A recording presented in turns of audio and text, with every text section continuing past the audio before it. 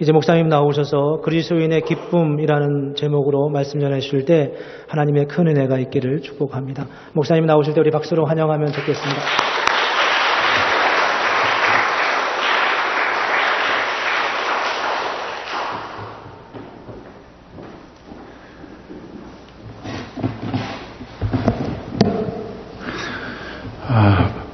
이 부족한 저에게 선교 초청 주일날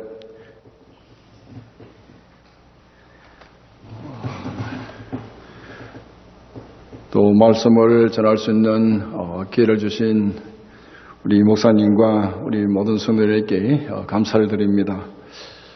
저는 사실 선교 사역을 오래 한 건 아닙니다.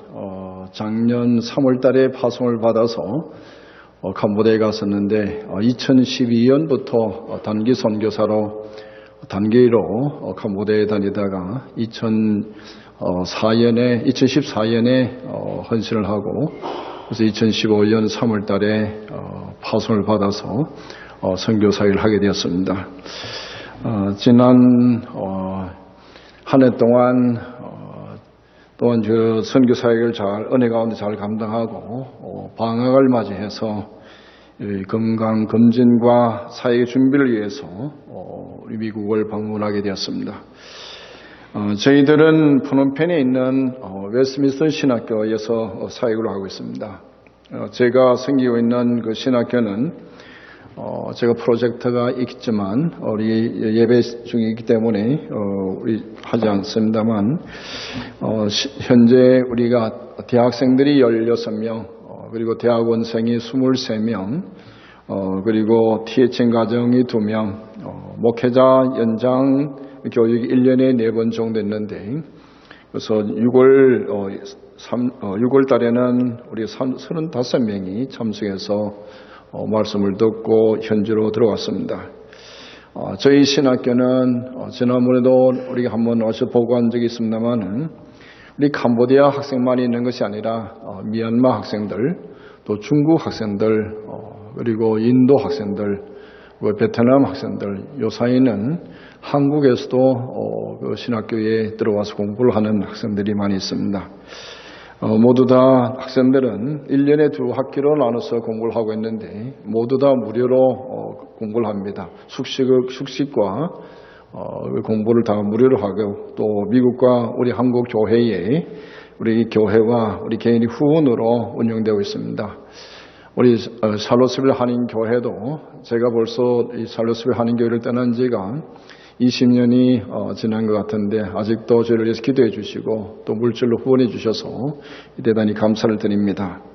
원래 6월 10일에 졸업식을 했습니다. 졸업식을 했는데 3명의 대학교 졸업생들과 4명의 대학원 학생들 졸업을 하고 그리고 6명의 목회자 연장 교육의 학생들이 졸업을 하게 되었습니다.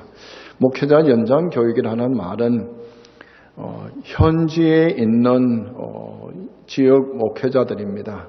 목회자들이 신학을 공부한 적이 없이 목회를 하고 있기 때문에 그분들에게 바른 신학을 가르쳐서 그분들이 이 캄보디아에 목회를 잘 할 수 있도록 돕기 위해서 1년에 4번씩 그래서 공부를 가르칩니다. 그래서 3년간 공부를 하게 되면은 그분들이 서티피케이트를 받고 대학교에 3학년에 편입할 수 있도록 우리가 배려를 하고 있습니다. 모든 신학교의 그 시스템은 우리 미국 제도가 비슷합니다. 비슷한데 대학교는 4년 과정에 126학점을 하게 되고 또 MA 과정은 보통 저도 여기 미국에서 공부를 해봤습니다만은 MA는 일반 대학교는 한 30학점은 되지만 우리가 64학점을 하게 됩니다. 신학교는 64학점을 하고 또 MDiv 과정은 94학점을 공부를 합니다. 한 학점당 12시간을 공부를 하게 되는 것이죠. 그리고 THM 과정이 있는데 THM 과정이라는 것은 뭐냐면은 저희들이 이 장차 신학교를 떠나게 되게 되면 선교사를 떠나게 되면은 현지인들한테 맡기게 되는데 그를 가르칠 수 있는 교수 요원을 양성하기 위해서 그분들한테 어드밴스 코스를 우리가 가르치는 것입니다. 엔디브를 졸업한 학생들이 교수 요원을 양성하기 위해서 저희들이 지금 하고 있는 중입니다. 지금 가르치고 있는 우리 학생들 중에 미얀마 학생들은 미얀마에서도 신학교를 세워달라고 요청이 있어서 저희들이 약속을 하고 후원을 하고 교수 요원도 파송을 하고 그렇게 지금 준비 중에 있고요. 또 인도에서도 같은 신학교를 세우기 위해서 저희들이 지금 후원과 또한 준비를 하는 중에 있습니다. 우리 학교 학생들이 졸업을 하게 되면 미얀마나 인도에 돌아가서 같은 신학교를 세우고 교회를 세워서 그 사역을 잘 감당할 수 있도록 하고 있습니다.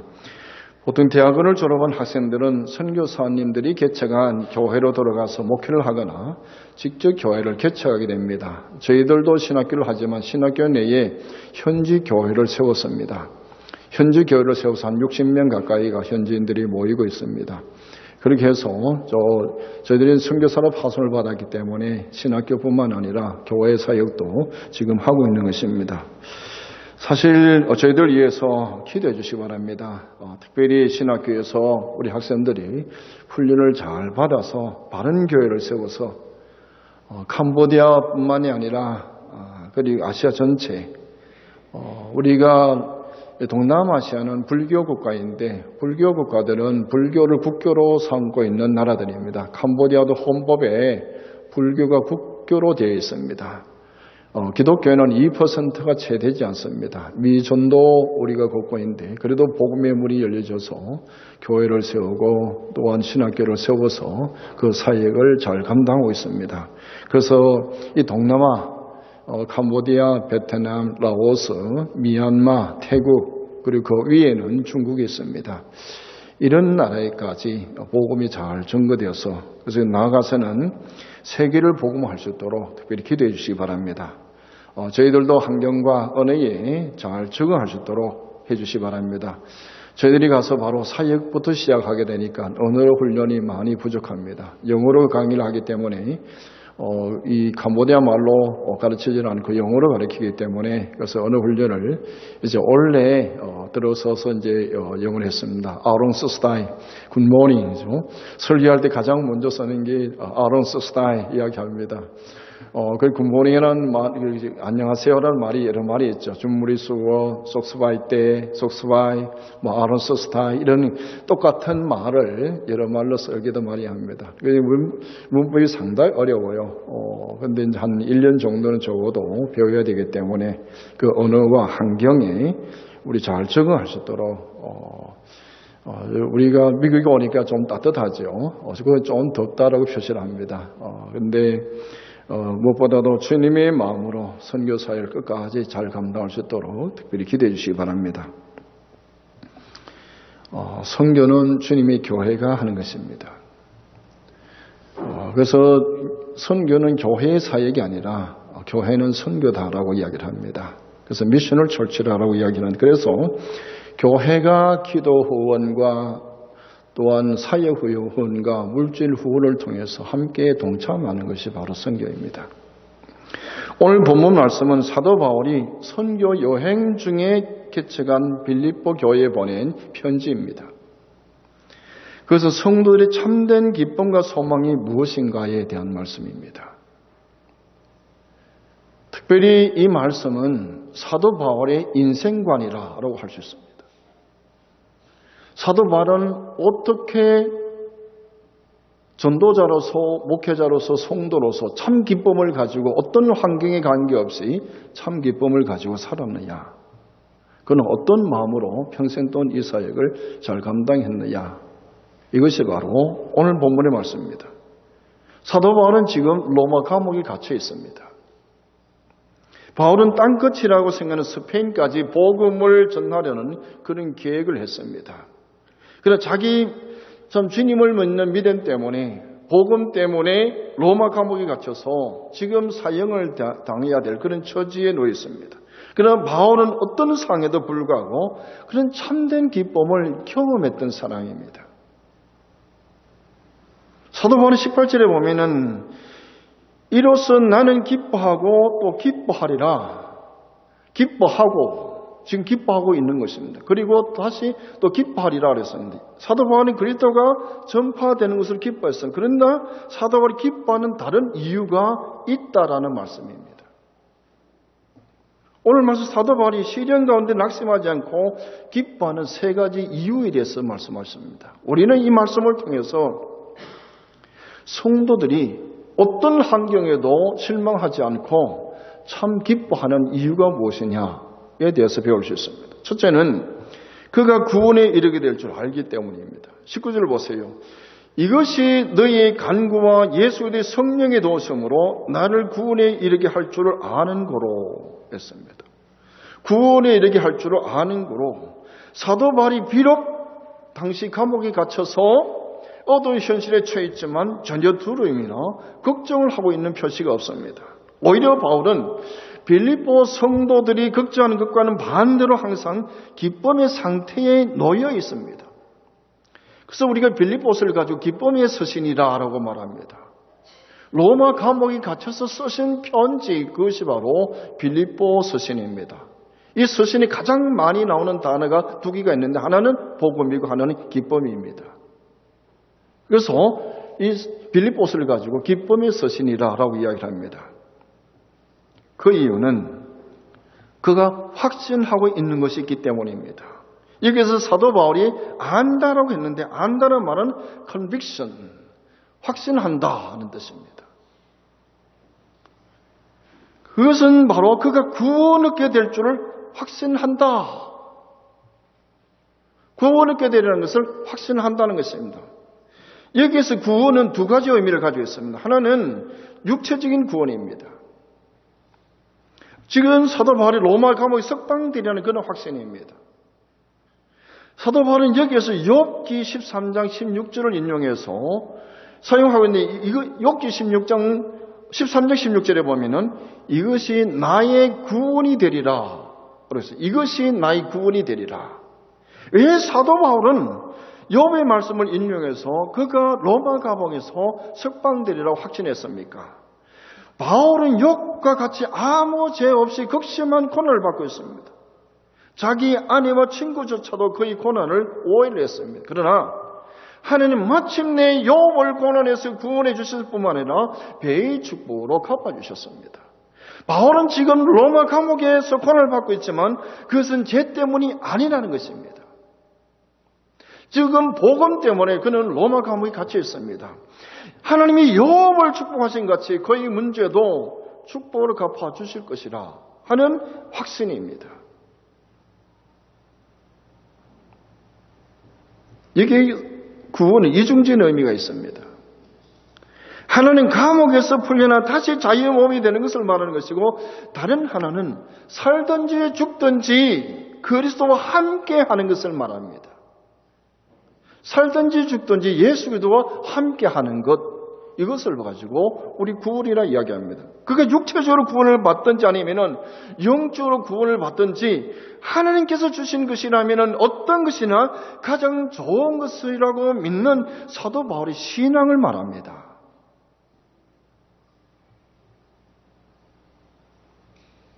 비록 그의 미래가 어떤 것이든지 그의 옥중 생활이 죽음으로 끝이 나든지 아니면은 다시 자유의 몸이 되든 이것이 자신이 구원이 이르려는 길이라는 것을 그는 확신했기 때문입니다. 그런데 바울은 어떻게 이런 확신을 갖게 되었습니까? 그것은 두 가지 사실 때문에 하나는 빌립보 성도들의 기도 때문에 19절 보세요. 이것이 너희 간구와라고 했습니다. 이것이 너희 간구와. 바울은 그가 개척한 빌립보 교회를 위해서 항상 기도했습니다. 사절에 보면 간구할 때마다 너희 물을 위하여 기쁨으로 항상 간구하면 9절에 보면 내가 기도하노라. 목회자 바울만 성도들을 위해서 기도한 것만이 아니라 빌립보 성도들도 이 전도자 바울을 위해서 끊임없이 기도했다는 것입니다. 우리 목사님들은요, 보통 매일 새벽마다 성도를 한 사람 한 사람을 위해서 기도하는 줄 아십니까? 하고 있습니다. 집사람은 이렇게 그 안전수의 자리 배치, 보통 교회 오시게 되면 자리가 배치가 돼요. 누구는 몇째 줄 어느 자리에 앉고, 누구는 어떤 제랍 자리에서 또 뭐 뒷자리에 앉고. 그래서 집사람은 이 안전 순서대로 기도를 합니다. 근데 저는 구역별로 기도를 해요. 그 아들까지 다 있지요. 그래서 그 아들 한 사람 한 사람 쫙 돼서 그냥 온 교인들을 기도합니다. 목사님들이 심지어 그랬습니다. 우리 주 목사님께서 아마 우리 성도들 위해서 일일이 그 가정을 위해서 다 기도한 줄 믿습니다. 목회자 심정입니다. 그런데 목회자 바울만 성도를 위해서 기도한 것이 아니라 빌립보 성도들도 이 전도자 바울이 끊임없이 기도했다는 것입니다. 이것은 무엇을 말합니까? 사도 바울이나 성도들도 항상 하나님의 도우심이 없이 어떤 것도 할 수 없다는 것을 기억하고 있기 때문입니다. 모든 일들은 하나님의 은혜로 되는 줄 믿습니다.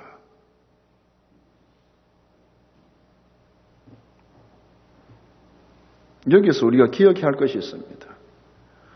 어느 누군가 슬픔에 놓여 있을 때 가장 큰 위로 중에 하나는 그분을 위해서 그들을 은혜의 보좌 앞으로 인도하고 있다는 것을 깨닫는 것입니다.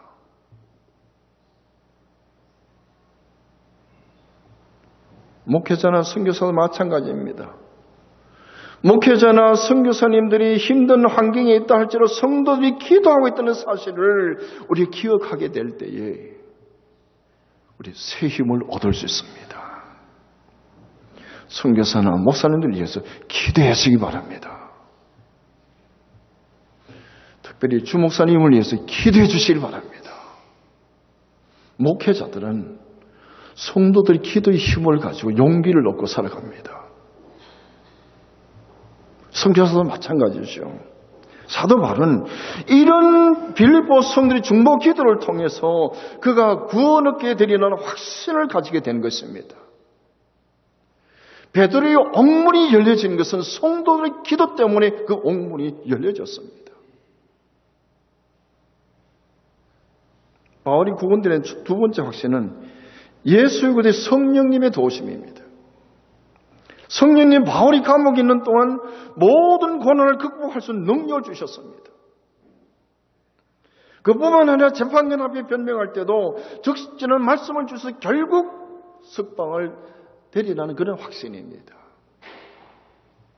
자, 이런 약속은 예수님께서 제자들에게 지상사명을 맡기면서 하신 약속입니다. 마태복음 28장 20절에 보면 볼지어다 내가 세상 끝날까지 너희와 항상 함께 있을지어다.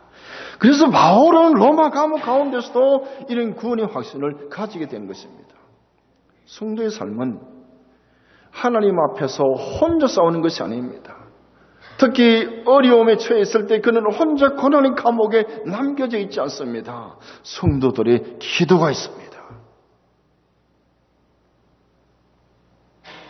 성도들의 기도가 다른 사람들의 믿음을 강하게 하고 용기를 주는 것입니다.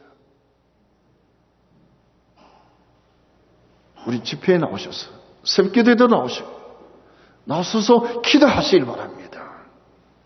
성도들이 중보기도만이 아니라 고난의 현장에는 항상 하나님의 성령님이 함께 하십니다. 성령님이 함께 하심으로 그래서 구원을 확신하게 되는 것입니다. 성도는 어떤 환경에 처할지라도 그 하나님의 신실하심과 그 하나님의 선하심을 만일같이 믿고 사는 것입니다. 그래서 로마서 8장 28절에 뭐라고 하셨습니까? 우리가 알거니와 하나님을 사랑하는 자 곧 그 뜻대로 부르심을 입은 자들에게 모든 것을 합력하여 선을 이루느니라. 믿습니까? 어떤 환경 가운데서도 구원의 확신을 가지고 항상 기쁨이 충만한 삶 되시길 바랍니다. 우리가 어떠한 때 가장 기뻐하십니까? 잃어버린 자를 찾을 때에, 죽은 자가 살아났을 때에, 우리가 지금 죽는다 할지라도 구원을 확신을 가지게 되면은 영원히 산다는 이런 구원의 확신만 있게 되면은 우리는 죽음을 두려워하지 않고 기쁨으로 충만할 줄 믿습니다.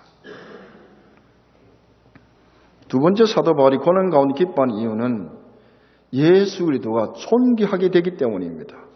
사도 바울이 감옥에 갇히는 상황에서 그가 그렇게 기대하는 것이 무엇입니까? 우리 20절 보세요. 나의 간절한 기대와 소망을 따라 아무 일에든지 부끄럽지 아니하고 지금도 전과 같이 살든지 죽든지 내 몸에서 그리스도가 존귀하게 되게 하려 하나니. 자, 그의 간절한 기도와 소망은 한마디로 예수 그리스도가 존귀하게 되는 것입니다. 사도 바울께서 중요한 것은 삶이나 죽음이 아닙니다. 그것은 예수 그리스도에 대한 신실한 증거입니다. 사도 바울은 자신이 투옥이 되어 있고 다른 사람들이 자기들을 배척하는데도 불구하고 기뻐할 수도 있었던 그 이유가 무엇입니까? 그것은 바울 자신이 그들을 통해서 오직 그리스도의 복음이 증거되고 또한 예수 그리스도께만 영광을 돌리기를 원했기 때문입니다. 그래서 그는 복음을 전하다가 로마 감옥에 투옥되어 있는 현재 처지를 전혀 부끄럽게 여기지 않았습니다. 왜냐하면 만약 그게 살게 된다면은 감옥에서 석방되어서 자유의 몸으로 복음을 전감으로 예수 그리스도를 존귀하게 할 것이고, 비록 감옥에 순교를 한다 할지라도 순교를 통해서 신실한 예수 그리스도를 전거함으로 말미암아 예수 그리스도께 영광을 돌리려 했던 것입니다. 그래서 살든지 죽든지 오직 그의 소망과 목적은 예수 그리스도를 높이는 일만이 그의 주된 관심사였습니다.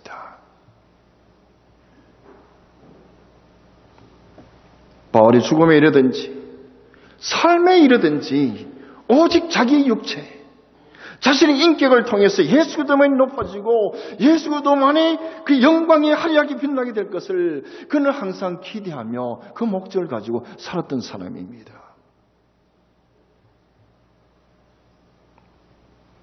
죽음을 초월한 그 목적의식이 바울의 기대였고 바로 그의 소망이었고 그의 희망이었습니다. 이 강력한 욕구와 기대를 두 단어로 표현했어요. 그것은 나의 간절한 기대와 소망을 따라. 교회를 박해하던 그가 부활하신 예수 그리스도를 만난 이후부터 그의 삶이 완전히 바뀌었습니다.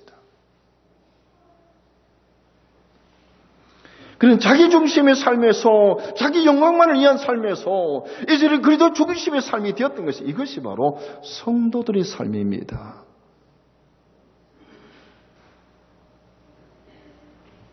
그는 항상 그리스도의 영광만을 자신의 몸으로 드러내기를 원하며 살아왔었고 죽음의 몸턱에 있는 지금도 변함이 없었던 것입니다. 그래서 어떤 일에든지 부끄러움을 당하지 않고 모든 담대함으로 그들이 영광만을 빛낼 수만 있다면 그의 삶은 얼마나 아름다울 것인가. 그것이 바울의 기대였고 소망이었습니다. 그러면서 고린도 교회에 부탁을 합니다. 값으로 산 것이 되었으니 그런즉 너희 몸으로 하나님께 영광을 돌리라. 인간의 근본된 목적이 무엇입니까?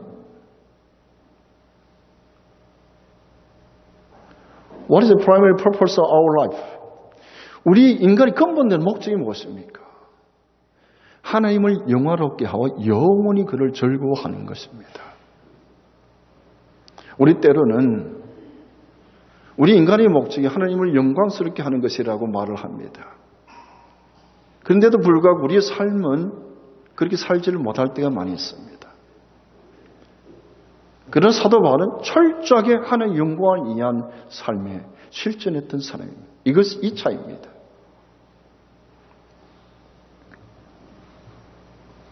성도들은 하나님께서 지켜보시는 앞에서 온 삶을 살아야 하며 모든 일을 하나님의 영광을 위해서 살도록 부르심을 받은 사람들입니다. 그래서 나 중심의 삶에서 이제는 하나님의 중심의 삶으로 바뀌어진 삶, 이것이 바로 우리 크리스천들의 삶입니다. 이제는 내가 주인이 아니라 주님이 나의 주인이 되는 삶을 이야기하는 것입니다. 그래서 주님이 영광을 위해서 사는 것입니다. 그래서 하루하루의 삶이 내가 무엇을 위해서 살 것인가? 어떻게 하면 하나님을 기쁘게 하게 될 것인가? 우리 공부하시는 목적이 무엇이에요? 학위를 받기 위해서? 학위를 받고 난 다음에요? 직장생활을 하고요? 결혼을 하고? 집을 사고? 그렇게 하다가 그리고 난 다음에는 어떻게 합니까? 늙고 난 다음에는 병 들어서 어떻게 해요? 죽어요. 죽고 난 다음에는 어떻게 되죠? 죽고 난 다음에 어떻게 돼요? 대답을 하지 못하잖아요. 우리가 하나님 앞에 어떻게 설 것인가 생각해 보셨습니까? 우리가 먹고 마시고 입고 하는 모든 것이 다 하나님의 영광에서 사는 것입니다.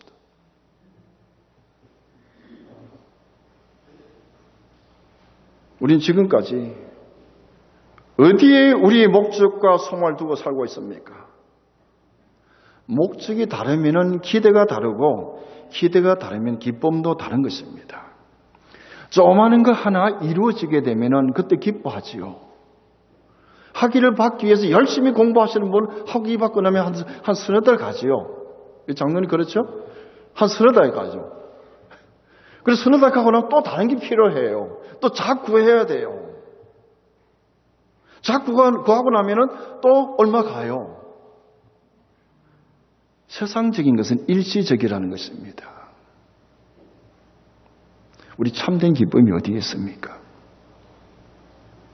예수 그리스도 안에서 주님을 존귀하게 하고 주님 앞에 영광 돌리는 삶을 살다가 주님 앞에 갔을 때 저랬던 칭찬받는 삶 아닙니까?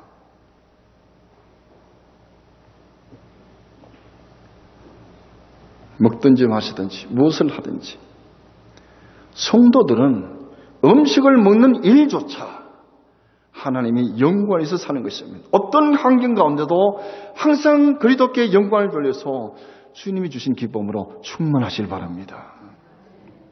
그러면은 사도 바울이 살든지 죽든지 그리스도만을 존귀하게 함으로 기뻐하는 이유가 어디겠습니까? 그 이유가 21절에 설명합니다. 21절 보세요. 이는 내게 사는 것이 그리스도니 죽는 것도 유익함이라. 내게 사는 것이 그리스도라는 말은 예수 그리스도가 그 안에 산다는 것이 아니라 삶이 바로 예수 그리스도라는 의미입니다. 삶이 그리스도는 그리스도가 그의 행동의 동기요, 힘이요, 목적이요, 그의 생각이요, 이상이요, 전부라는 삶 자체가 예수 그리스도라는 말입니다. 사도 바울이 이런 표현을 갈라디아서 2장 20절에 잘 표현하고 있습니다. 갈라디아서 2장 20절을 어떻게 썼습니까?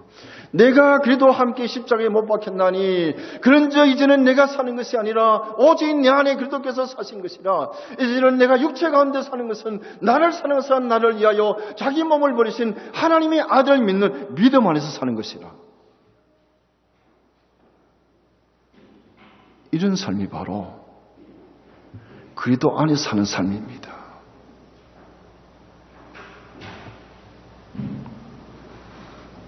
갈라디아서는 사도 바울의 사역 초기에 기록된 것이고 빌립보서는 로마 감옥에 갇혀서 말기에 기록되는 것입니다.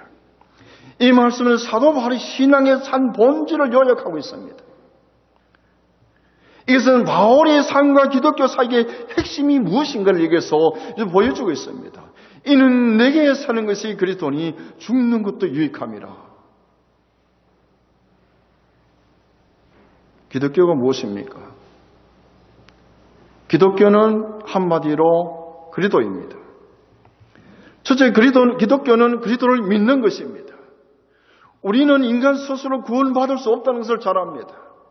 오히려 인간 스스로 하나님과 멀어져 심판받을 수밖에 없습니다. 그래서 하나님께서 독생자 예수를 이 땅에 보내셔서 우리를 대신에 죽으심으로 말미암아 우리에게 구원을 가져다 주신 것입니다. 따라서 우리가 예수를 영접하는 것은 예수님을 우리의 구세주이시오 우리의 생명의 주님으로 받아들이는 것입니다. 이것이 갈라디아서의 메시지이며 갈라디아 2장 20절의 핵심 요소입니다. 오직 기독교는 예수도 한 분만을 믿는 것입니다. 이 믿음으로 구원을 받는 것입니다. 다른 복음은 없습니다. There is no other gospels. 기독교가 예수 그리스도를 믿는다는 것은 또한 예수 그리스도와 fellowship, 예수 그리스도 교제하는 것을 말합니다. 기독교가 그리스도를 믿는다 해서 기독교가 비인격적인 종교가 아닙니다. 기독교는 예수 그리스도와 교제를 하는 것을 말합니다. 이것은 사도 요한이 요한일서 1장에 기록하고 있습니다. 요한 1장 1절 이하에 보면은 우리가 보고 들은 바를 너에게 전함은 너희도 우리가 사귐이 있게 하려 하매니 우리의 사귐은 아버지와 그 아들 예수 그리스도와 함께함이라. 그러면서 우리가 이것을 쓰면 우리의 기쁨이 충만하게 하려 함이라 라고 했습니다. 비록 예수 그리스도를 믿는 성도들이라 할지라도 기쁨이 없이 살아갈 수 있습니다. 예수 믿는 사람 가정에 가더라도 안 싸웁니까? 싸움하지요. 하나면은 그냥 스트레스 풀기도 하고 그렇지요.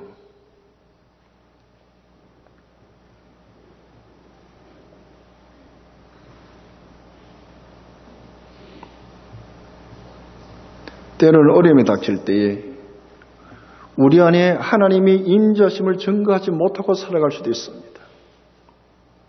우리는 주님이 함께 인자하시면 거기에 기쁨을 가져다 줍니다. 그래서 이 기쁨은 성령의 열매라고 이야기합니다. 주님이 나와 함께 계실 때 그때 참 기쁨이 있습니다. 만일 기쁨이나 내가 어떤 문제에 참지 못하고 인내를 하지 못하거나 성도들이 이런 성령의 열매 없이 산다는 것은 무엇을 말합니까? 그것은 예수님과 사귐이 없다 하는 것입니다. 주님과 참된 교제를 이루지 못하고 살아간다는 것입니다. 만일 성도의 기쁨이 없다는 것은 다른 것들이 들어와서 주님과 교제하지 못하도록 방해하기 때문입니다. 다른 것이 내 마음속에 들어오게 되면은 내가 평강을 이루지를 못합니다. 평강이 없게 되게 되는 기쁨이 있을 수가 없지요. 만약 그렇다면은 우리는 잠시 동안 하나님과 교제를 방해하는 것을 옆에 밀쳐두고 조용히 말씀과 기도를 통해서 주님과 교제하시길 바랍니다. 그러면 다시 기쁨이 회복될 줄 믿습니다. 기독교는 우울한 종교가 아닙니다. 기독교는 기쁨의 종교입니다. 예수님이 말씀하시면 내가 이것을 너에게 이름은 내 기쁨이 너희 안에 있어 너희 기쁨을 충만하게 하려 함이라. 그리스도 안에 있을 때 예수들을 믿고 교제하는 가운데 이런 기쁨으로 충만해지는 것입니다. 예수들을 믿고 그리스도와 교제하는 것은 무엇을 말합니까? 예수를 믿는 것은 바로 예수들을 따르는 것을 말합니다. 그들을 믿고 그와 교제를 하는 것은 단지 거실에서 조용히 나오는 대화가 아닙니다. 우리 야고보서에 보면은 행함이 없는 믿음은 죽은 믿음이라고 했습니다. 우리가 믿음으로 구원을 얻게 되지만 우리 섬기기 위해서 주님을 따르기 위해서 우리가 주님 앞에 나아가는 것입니다. 이것은 대장의 명령에 행군하는 군인의 교제를 할 수 있습니다. 이는 내게 사는 것이 그리스도니 죽는 것도 유익함이니라. 바울이 이제 내가 육체 가운데 사는 것은 나를 사는 사람 나를 위하여 자기 몸을 버리신 하나님의 아들을 믿는 믿음으로 사는 것이라고 했습니다. 이것이 바로 성도의 삶의 원리입니다. 믿음이 없이는 하나님을 기쁘게 할 수 없습니다. 기독교 신앙은 무엇입니까? 그것은 한마디로 자기 십자가를 지고 따르는 제자의 삶입니다. 제자의 길은 자기를 부인하고 자기 십자가를 따라가는 것입니다. 인간의 욕구에 초점을 맞춘 삶은 더 좋은 것을 취하고 나쁜 것을 피하고 싶어 합니다. 현재의 행복을 기준으로 삼기 때문에 때로는 신앙을 그 도구로 이용하기도 합니다. 그래서 자신이 원하는 것을 손에 잡지 못할 때에 실망하고 좌절하고 때로는 의욕과 방황에 빠져들거나 신앙을 버리는 사람들이 있습니다. 왜? 자기 중심적인 삶을 살기 때문입니다. 예수님이 내 안에 예수님 중심으로 살게 되게 되면 그런 문제를 극복할 수 있습니다. 그러나 바울은 죽는 것도 유익하다고 했습니다. 그에게는 굳이 삶을 선택할 이유가 없습니다. 왜 그렇습니까?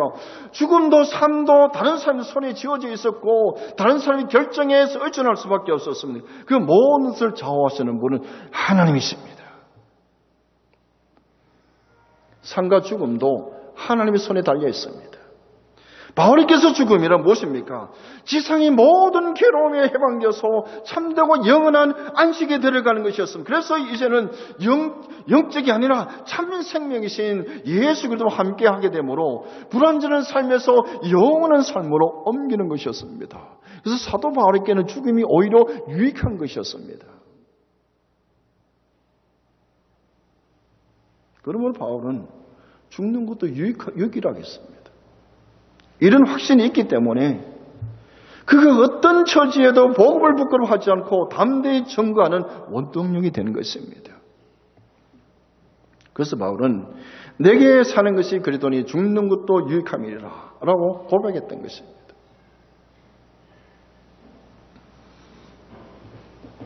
우리 젊으신 분들은 죽음에 대해서 아직 생각을 못 해보셨을 거예요. 죽는 게 아마 젊어서 죽음이 뭔지를 모르기 때문에 죽음을 두려워하지 않는 분들이 있을 것이고, 연세가 많으시게 되게 되면은 그 연세 많으시기 때문에 죽음을 더 두려워할 수 있습니다. 그러나 우리 영원한 온전한 천국에 들어간다는 확신만 있게 되면은 오히려 죽음이 유익이 될 수 있지요. 죽음이 두려워하지 않습니다. 감옥에 있을지라도 오히려 기뻐할 수 있는 것입니다. 우리 이것이 인생관입니다. 크리스천의 인생관이죠. 바울에게 있어서 그래서 그리스도가 그가 현재 사는 이유이며 그리스도의 영광이 그가 하는 모든 것의 동기입니다. 바울은 그리스도께서 그를 위해 돌아가신 것 때문에 이제 그는 자신을 위하여 살지 않고 예수 그리스도를 위해서 사는 것입니다.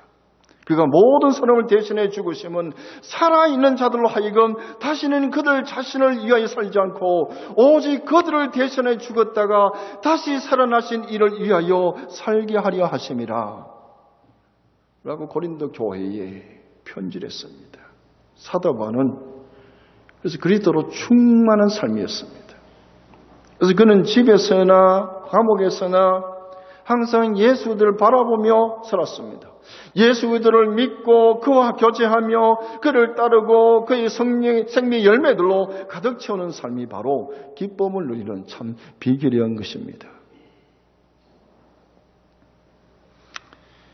영국의 캠브리지 대학에 C.T. 스터드라는 학생이 있었습니다. 그는 학교에서 수석을 달리는 우수한 학생이었을 뿐만 아니라 아주 탁월한 크리켓 운동선수였습니다. 그는 크리켓으로 영국 전체에 금메달을 따게 됐습니다. 그에게 보장된 출세의 길이 열려 있었습니다.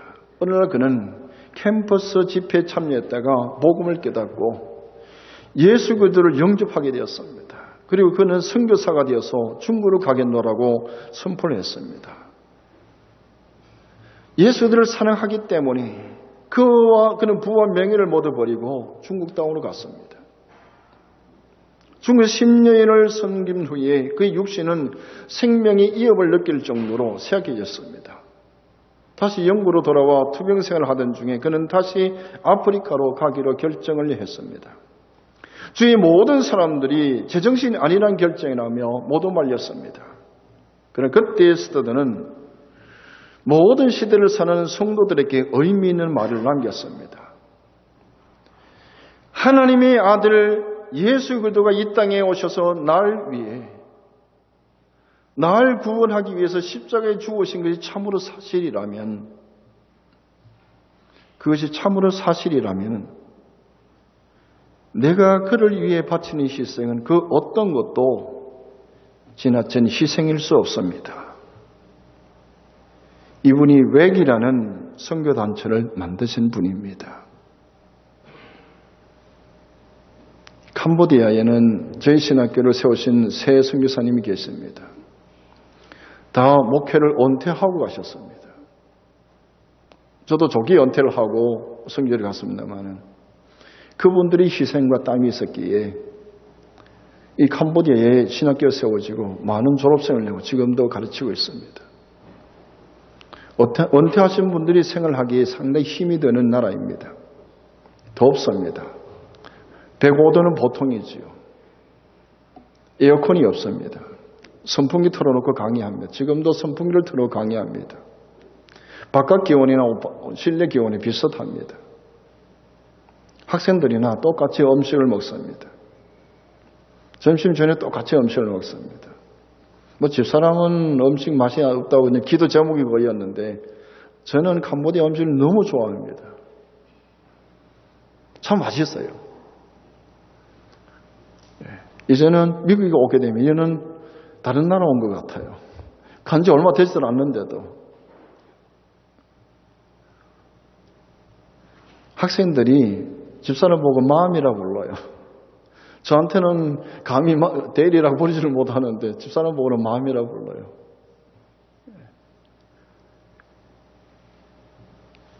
그렇게 사용되게 하신 하나님 앞에 얼마나 감사한지 모르겠어요.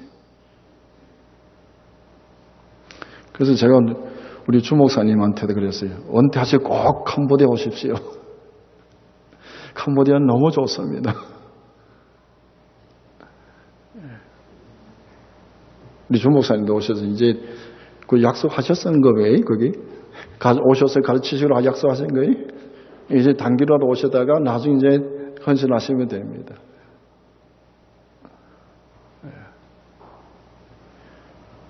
환경이 문제가 아니에요. 내가 마지막 주님 앞에 어떻게 설 것인가 생각해 보셨습니까? 우리는 참으로 구원받은 심령입니까? 우리 인생의 참 목적이 무엇입니까? 지금 내가 사는 것이 어떤 마음으로, 어떤 신앙으로 살아가고 있습니까? 성도들이 어떤 환경 가운데서도 낙심하지 않고 기뻐할 수 있는 이유가 무엇입니까? 나를 구원에 이르게 할 줄 아는 거로. 그것은 무엇보다도 구원을 확신하기 때문입니다. 우리 목회자나 선교사를 위해서 기도해 주시길 바랍니다. 바로 우리는 스스로 구원받을 수 없습니다. 기도서 성령의 도우심으로 항상 구원의 기쁨으로 우리 충만한 성도를 되시길 바랍니다. 구원받은 성도의 기대와 소망이 무엇입니까?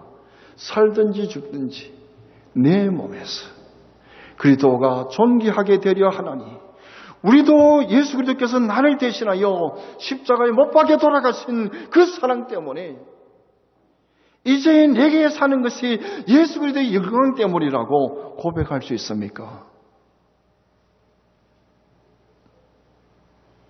내게 사는 것이 그리스도니 죽는 것도 유익함이라. 예수님이 나의 삶의 동기요, 능력이요, 소망입니다. 내가 육체 가운데 사는 것은 나를 사랑하사 자기 몸을 버리신 하나님의 아들을 믿는 믿음으로 사는 것입니다. 예수를 믿는 믿음으로 사는 자는 예수들과 교제하고 예수를 섬기며 예수를 전파하며 사는 것입니다. 어떤 가운데서도 성령님의 도우심으로 구원의 확신을 가지고 예수 그리스도께서 존귀하게 되는 것을 소망하며 예수를 믿는 믿음으로 승리하셔서 기쁨이 충만한 우리 샬롯스빌 한인교회와 성도들과 가정이 되시기 바랍니다. 다 같이 기도드리겠습니다. 하나님 아버지